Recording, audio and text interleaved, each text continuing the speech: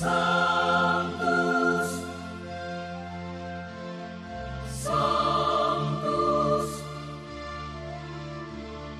Sanctus Dominus Deus Sabaoth.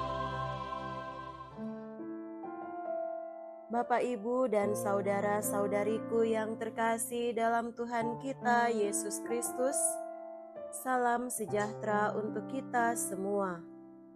Berkat Allah yang Maha Kuasa senantiasa menyertai kita.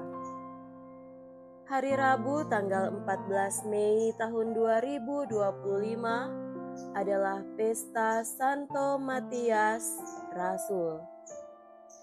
Matias dipilih menjadi rasul untuk menggantikan Yudas Iskariot yang mengkhianati Yesus melalui pemilihan yang diusulkan oleh Petrus. Dalam pemilihan tersebut, terdapat dua calon, yaitu Yusuf yang disebut juga Barsabas dan Matias.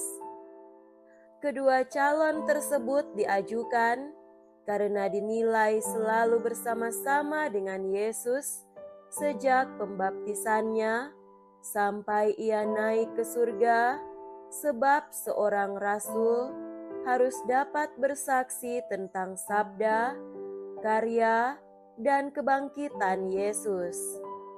Setelah mereka berdoa bersama dan membuang undi, akhirnya pilihan jatuh pada Matias. Semenjak itu Matias menjadi penggenap bilangan ke-12 rasul. Merekalah yang menjadi pengemban utama tugas menyebarkan kabar gembira ke seluruh penjuru dunia.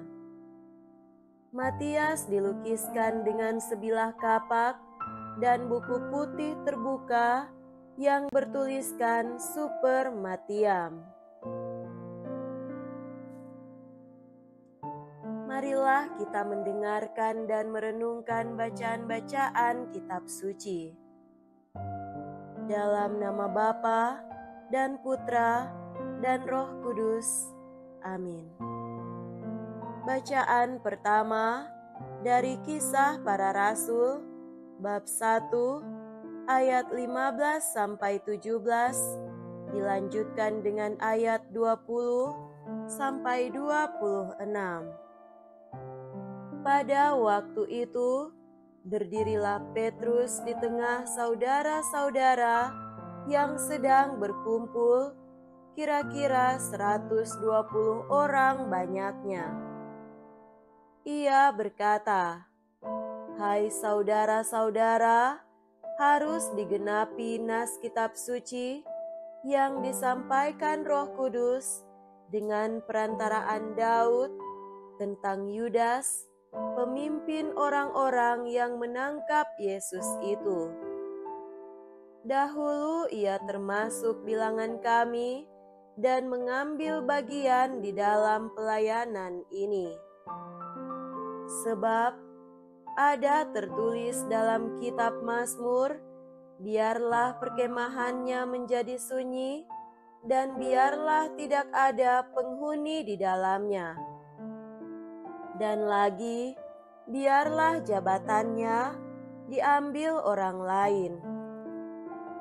Jadi harus ditambahkan kepada kami satu orang yang dipilih dari mereka yang senantiasa datang berkumpul dengan kami selama Tuhan Yesus bersama-sama dengan kami, yaitu mulai dari baptisan Yohanes sampai hari Yesus terangkat ke surga meninggalkan kami.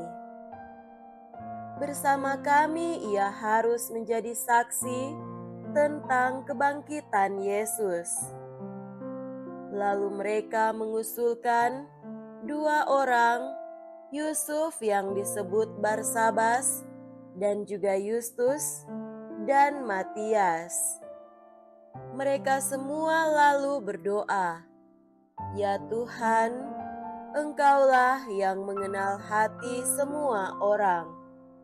Tunjukkanlah kiranya siapa yang Engkau pilih dari kedua orang ini untuk menerima jabatan pelayanan, yaitu kerasulan yang ditinggalkan Yudas yang telah jatuh ke tempat yang wajar baginya. Lalu mereka membuang undi bagi kedua orang itu, dan yang kena undi adalah Matias. Dengan demikian, Matias ditambahkan kepada bilangan ke-11 rasul. Demikianlah sabda Tuhan. Syukur kepada Allah. Semoga Tuhan beserta kita sekarang dan selama-lamanya. Inilah Injil suci menurut Santo Yohanes. Dimuliakanlah Tuhan. Injil Yohanes bab 15 ayat 9 sampai 17. Pada perjamuan malam terakhir, Yesus bersabda kepada murid-muridnya, "Seperti Bapa telah mengasihi aku, demikianlah juga aku telah mengasihi kamu. Tinggallah di dalam kasih-Ku itu. Jikalau kamu menuruti perintah-Ku, kamu akan tinggal dalam kasih-Ku, seperti aku menuruti perintah Bapa-Ku dan tinggal dalam kasih-Nya. Semuanya itu Kukatakan kepadamu, supaya sukacitaku ada di dalam kamu, dan sukacitamu menjadi penuh. Inilah perintahku, yaitu supaya kami saling mengasihi, seperti aku telah mengasihi kamu. Tidak ada kasih yang lebih besar daripada kasih seorang yang memberikan nyawanya untuk sahabat-sahabatnya. Kamu adalah sahabatku jikalau kamu berbuat apa yang Kuperintahkan kepadamu. Aku tidak lagi menyebut kamu hamba, sebab hamba tidak tahu apa yang diperbuat oleh tuannya. Tetapi aku menyebut kamu sahabat, karena aku telah memberitahukan kepadamu segala sesuatu yang telah Kudengar dari Bapa-Ku. Bukan kamu yang memilih aku, tetapi Akulah yang memilih kamu. Aku telah menetapkan kamu supaya kamu pergi dan menghasilkan buah, dan buahmu itu tetap, supaya apa yang kamu minta kepada Bapa dalam namaku, diberikannya kepadamu. Inilah perintahku kepadamu, kasihilah seorang akan yang lain. Demikianlah sabda Tuhan. Terpujilah Kristus. Saudara-saudariku yang terkasih dalam Tuhan kita Yesus Kristus, tema renungan kita pada hari ini adalah menghasilkan buah cinta kasih. Yesus bersabda, "Bukan kamu yang memilih aku, tetapi Akulah yang memilih kamu. Dan Aku telah menetapkan kamu, supaya kamu pergi dan menghasilkan buah, dan buahmu itu tetap, supaya apa yang kamu minta kepada Bapa dalam namaku, diberikannya kepadamu." Memang sabda Yesus ini benar adanya, dan karena itu kita perlu belajar untuk menghasilkan buah cinta kasih. Tak boleh kita menjadi parasit yang tak menghasilkan apapun, yang konsumtif melulu, malah mempersulit atau bahkan merugikan orang lain.